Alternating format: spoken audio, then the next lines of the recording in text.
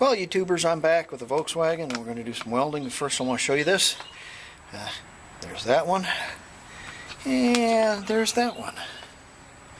And nowhere in this article, that's what it's about right there, and nowhere in this article does it say Volkswagen didn't put one of those in your engine compartment. It doesn't say that.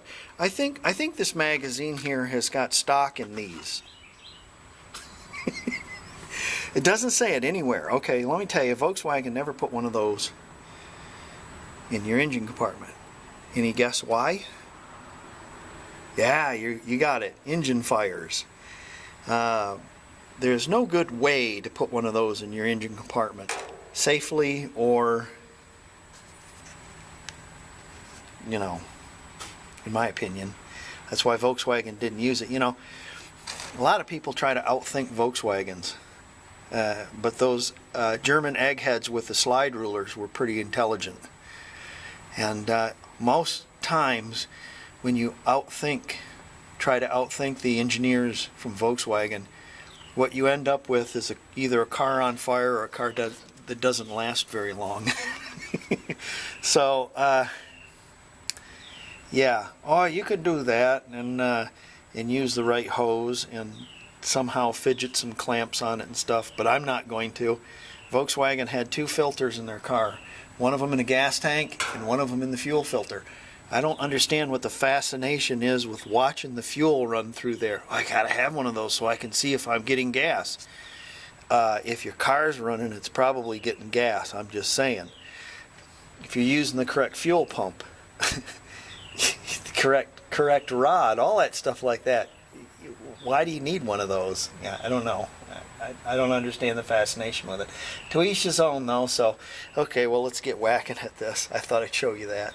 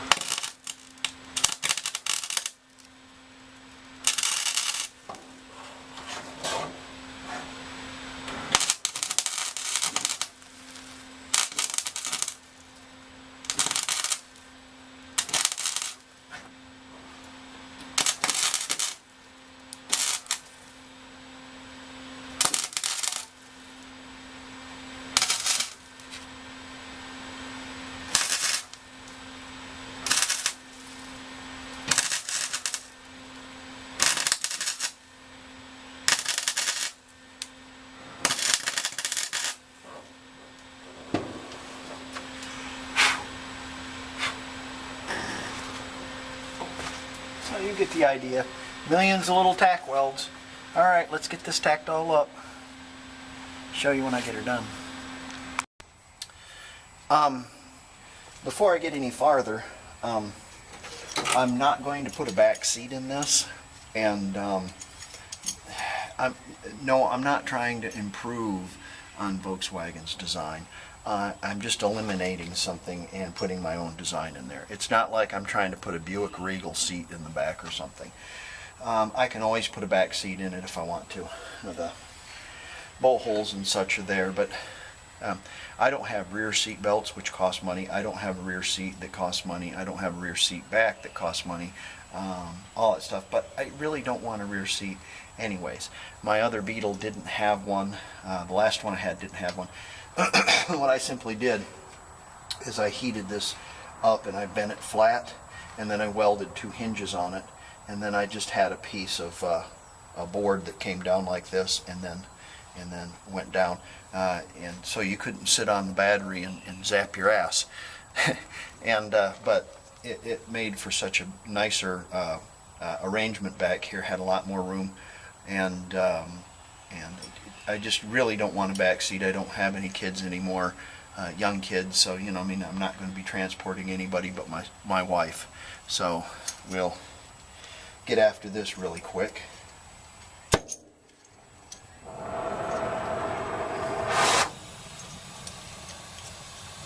There you go. Now just leave everything to me.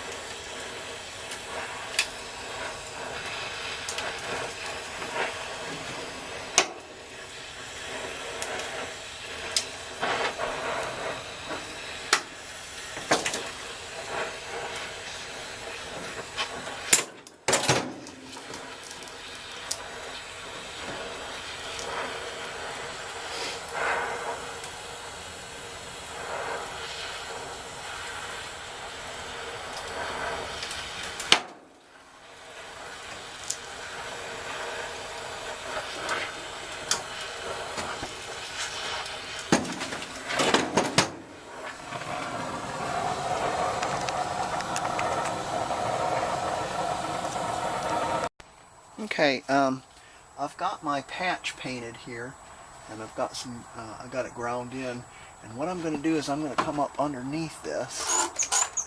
Let's see where this is going to come out of.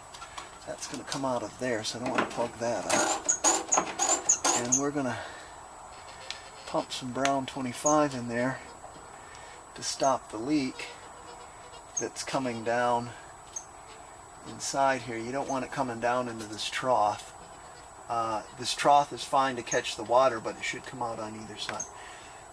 While I'm caulking this up, I want to tell you about something. And the reason why I'm so uptight about guns and how they're used and stuff is because they are what protects us as a nation from an overbearing government. And well, that's never going to happen. Never say never. The average life of a country is about 250 years, and we're coming up on that. And we're becoming a nation of apathetic hand-wringers that do not care anything, don't care about what happens in Washington. And I do. And I want to teach everybody I can come across how to operate a gun. And it's my opinion, or how to operate it safely and efficiently. And you know, I've said it before, I've said it a million times, my rifle's not for hunting, and it's not for target shooting, and it's not for cleaning, it's for an obtrusive government. So, you know, I hate to say that, and I you know, but our forefathers thought that too, and you know, it protects that document, the Constitution. You know, your right to free speech and your right to watch what I'm doing here on YouTube is all protected by a Constitution. You know, we're not a democracy, we're a republic, and we're a republic of laws, and the laws of the Constitution, much as the Democrats might think that we're a democracy. A democracy is you know, you know, everybody, it's the wolves and the sheep story, if you know what I mean. So we are a republic, and we have representatives, and they follow the law of the Constitution.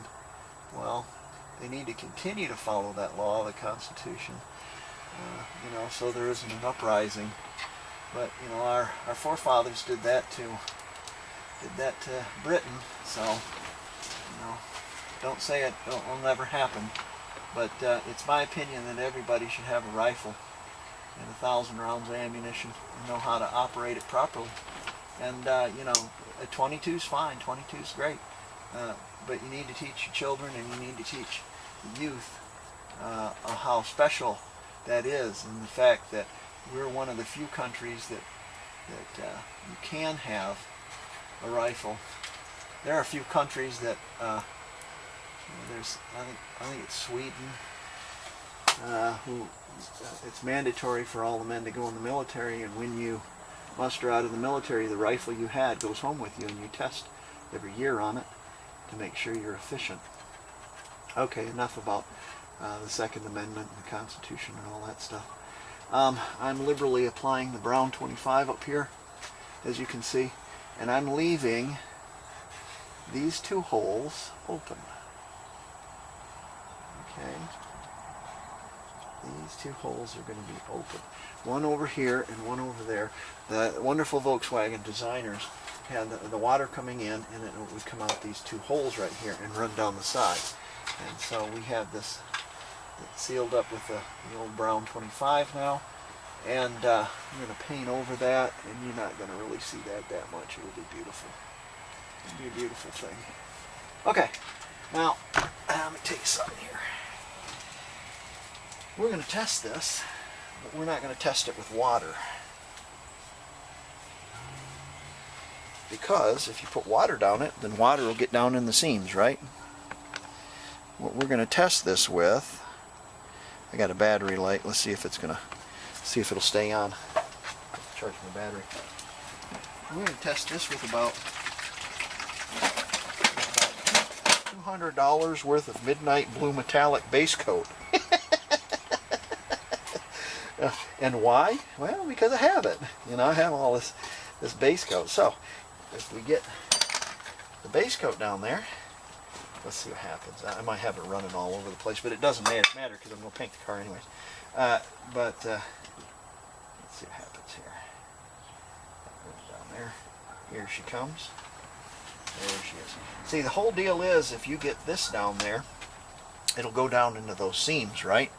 Okay, and instead of it going down into the seams water, what can rust, you've got some material going down there that's going to coat the metal.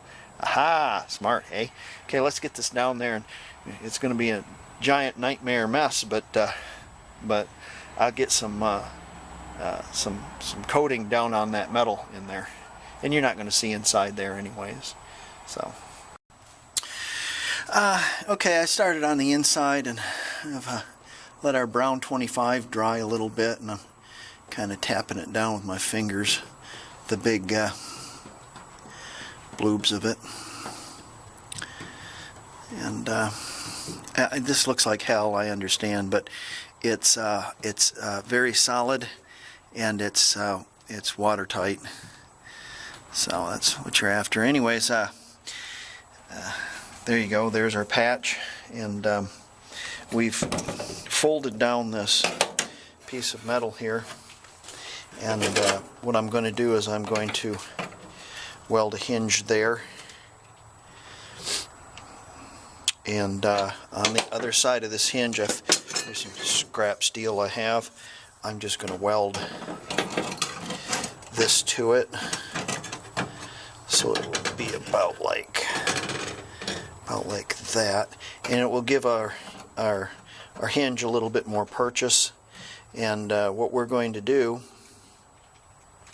is we're going to, once we measure that and fit that all on there, later on we'll have a piece of 3/8 plywood that will be attached to it, and it'll come out to here and then go down into the bar that goes there, you know, like a little square, and then it'll be all a parcel right there, and we'll have a handle right here that you can lift up and get to your battery or voltage regulator or whatever, and it'll be such a bigger parcel area here. Like I said, I'm doing away with the seat, not trying to improve on it. I've done this before, and I'm going to have a place back here that's a little more room. I don't have kids, and nobody will be back here. Don't want a seat. So let's get welding that up, and once we get welded, then we can seal up all the rest of this, and we can start our getting some paint on this and grinding this all down. It's a lot of grunt work, and you know, it's like anything. You have to do it a little at a time. You know, how do you eat an elephant? Well, you know, one bite at a time. So you just do it a little at a time, but you have to move forward, and it's dirty and nasty and you know, yeah, yuck, yeah. And so, but it is what it is. You have to move forward, and if you don't move forward, you certainly will not finish. So, okay, onward and upwards.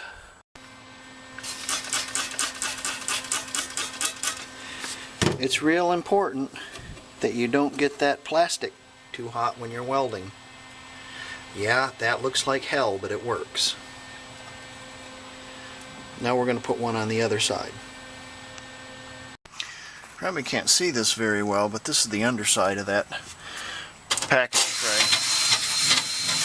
And I wire wheeled it pretty good. Better stop, I'm going to spray my lens. And then I'm just kind of sprayed it with whatever enamel I had. I just happen to have white. I'm going to go back in it with black afterwards, and I'm just going to grind that enamel in there the best way I can. And then the next day when it sets all up, I have some holes through here that I can seal all up with our brown 25, and like into these pockets and stuff like this. And then I'll go back over it after that dries with some black Rust-Oleum. So it'll be a whole bunch better than it was. Will it be perfect? No, of course not. But it'll be a lot stronger than it was. Okay, here's what it looks like after I sealed up all the seam, that patch on the bottom, and I ground all that white enamel into the rust. So after that sets, I'm going to paint it all with black Rust-Oleum with a paintbrush. The two holes here, those are the drain holes that are supposed to be there. So, okay, you can't believe what a red light nightmare this is. It's not fun. It definitely isn't. It's not for someone who doesn't like to get dirty, I'll tell you that, because it's a mess. Alright, let's let that set up and we'll start painting.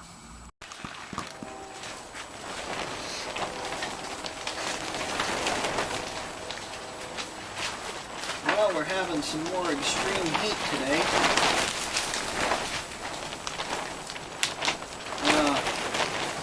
Currently it's 23 degrees out. So we must protect ourselves from the global warming. by driving clown cars.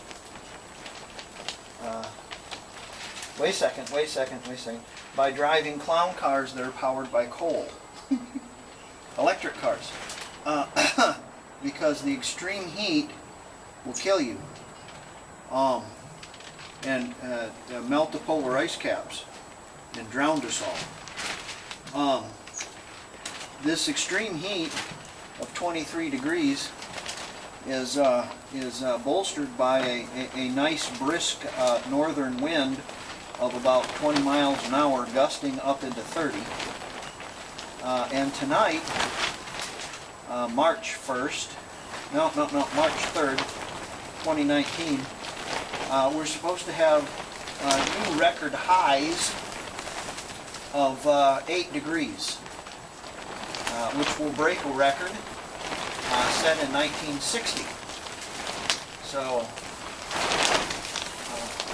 it's important to vote for those Democrats who tout global warming, and that way they can tell you what to do and how to think. And have you ever read 1984? That would sum it up pretty good. All right, we're sealing that up. I sealed that up on the other side. Here's our plates for our wood that's going to come out here to about here and there, and we'll have a huge parcel tray out here. It'll be beautiful. No back seat. I don't want a back seat. Okay, so we'll let that set up a little bit, and then we'll start painting. I'm probably going to paint this all in down here all black. All the rest I'll probably shoot in white or blue, probably white, until I get to the doors, and then it'll be white and then the blue, light blue over the top.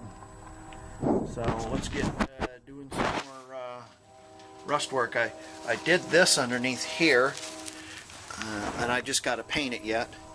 And now I'm going to go up underneath in front where the gas tank sits, up underneath and grind it all out.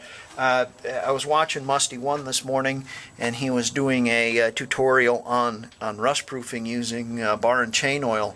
And while that's great and fine, we don't have the salt that they do up there. So I'm going to just grind it and use some Rust-Oleum and paint it. In fact, probably if I didn't do anything at all, I'm going to try to get you a shot of this up underneath here. If I didn't do anything at all, you know, the rust is acting itself as a preventative. Actually, rust does do that on steel. That's why they don't paint manhole covers. So, but you know, you get the salt, and then it really starts eating it up. Okay, let's get going. And I got another question for you all, if you can answer this for me. Okay, there's a grommet there, and I'm relatively certain that the wires from the ignition is going to go up there. Abner Dimwit drilled a hole there I got to take and fill in. And of course that grommet is for the main wiring harness that comes out of down here. But what's this grommet for? I'm thinking that it is for the turn signal. And Abner couldn't get the steering column off to take the car completely apart.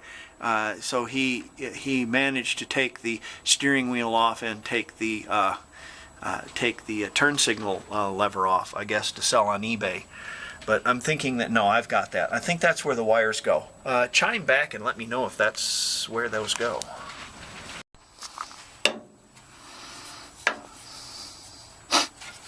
Now that I'm in the kind of the political mood about what I was talking about earlier, let's see if some of you out there might be able to guess what this means. See if you can guess what this means. I'm just going to say something, see if you can guess it. Chime back on me and let me know. $12 trillion. See if you can do that. And I'll give you a week or so to get your mind around what $1 trillion is. The pump carts are fabulous for this because you can take it up big enough, high enough, so you can reach everything and give it a good old-fashioned reach around. It's a little drippy, huh? Yeah. Paint that up. Okay, let's get this painted and then I'll get back to you.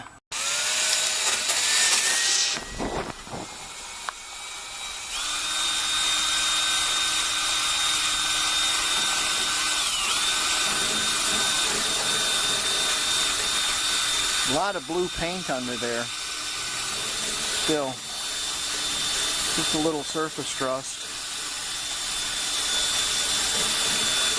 Go over that.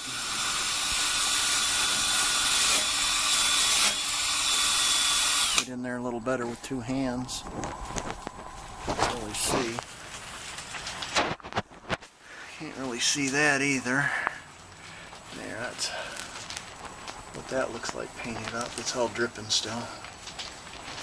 It looks like the sun's coming out, which would explain why it's going to be 8 degrees tonight, because there's no cloud cover, you know. It doesn't trap any heat, so if the sun comes out, it'll be nice and warm in here. In fact, it's just without any sun at all in the clouds, it's still warm. Now let's get whacking on this again. As I said before, you got to have a plan, and I'm doing the undersides and that kind of stuff, because if you do the outside first, you have stuff running through, and yeah, you're just defeating yourself. So outside, or the beauty side, is going to be the last. We have this all undercoated with black Rust-Oleum, and the underside of my heater channels as well, and the front section up there. I don't have the other side of that coated because I can do it under the hood a lot easier, and I'll have to look at the underside of the hood because Abner Dimwit had coated it with it looks like truck bed liner or some kind of industrial coating, maybe some plasticized. It looks like truck bed liner is what that looks like, and you just can't get it off. So painting the inside of this is going to be kind of hard, and I don't know. I don't know what I'm going to do. I don't know. So we'll have to look in that. Anyways, it's nice to know that you're starting to work towards the stuff that's not underneath because it is really tough laying on your back doing all that. You know, it's not the funnest thing in the world. So I'm gonna paint this all up, and then we got to work on a piece for the heater channel that's missing, and so we're going to have to manufacture that. It's this piece right here, and the little wire. I'm going to have to figure that all out because Abner lost that one. So let's get that. We'll get that working, and then and see that way we're not working on it after we paint the car. Okay. All right, there you go. We'll tape that all up so it remains black. Probably. Not that it matters, but I'm just I don't know, maybe we won't. But I'll have to come back to, there's the division bar right there. And of course there's the end of the deals. So you'll see this on the inside. So what we'll have to do, well, this will be covered up with material. But this won't, I don't think. So we will we'll probably come back to here with the blue. And I'll do the rest in, I don't know if I've got enough blue, but I'll at least shoot it in some white, something. Yeah, I'll probably tape that off. And I'll probably just do all this in white, and the headliner in white, the top. And then I'll save the blue for anyways. So I'm starting to get lightheaded in here because it's starting to, the sun's starting to come out, and it's warming up in here, and the solvent is cooking off of that. Cooking off of that enamel. And you know what that means. Yeah, that's kind of interesting. We'll have to copy that. And we'll have to copy this. Should be relatively easy. Just a piece of sheet metal. Looks like it.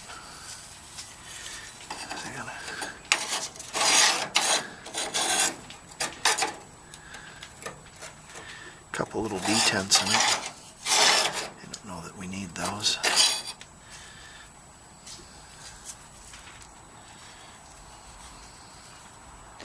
Okay, let's take those parts into the shop and we'll try to copy them.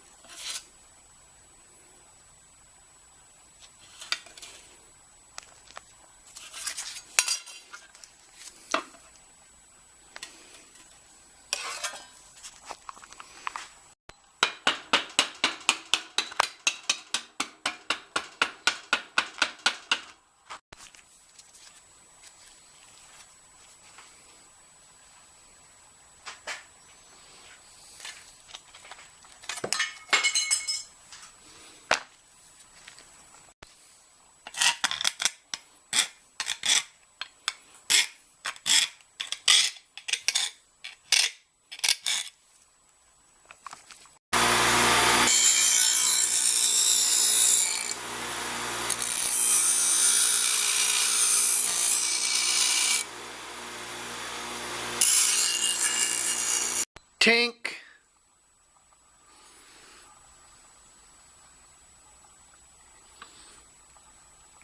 Tink.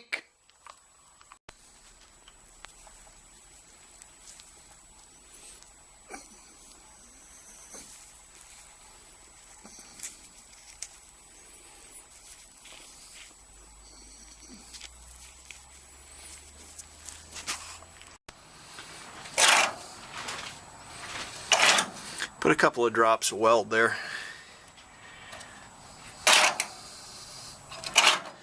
I'm thinking a bicycle spoke would probably be better. You'd probably be able to buy those from Wolfsburg West for $59 a piece.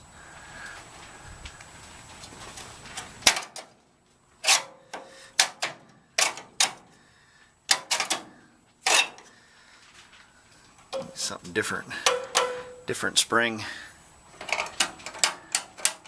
That just doesn't have any spring to it. Maybe a bicycle spoke. Okay, probably next thing I'm going to do is suck out all these nuts and probably blow out my heater channels, but I can't do that until the paint dries. It's starting to get warm in here, and like I said before, the solvent is coming off of that paint, and yeah. Alright, so I'm going to get this one up on the net, and thank you for wrenching with me again.